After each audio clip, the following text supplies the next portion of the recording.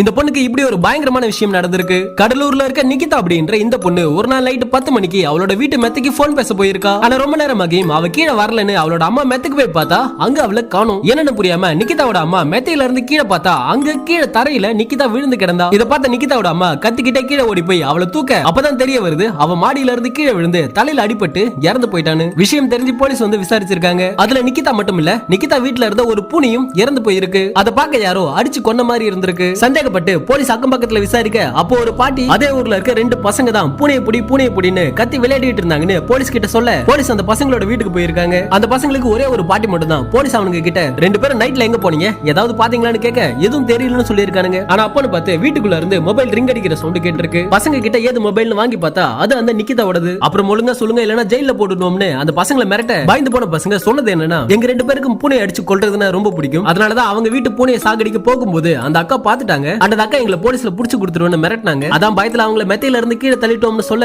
மொத்த பேரும் மிரண்டு போனாங்க.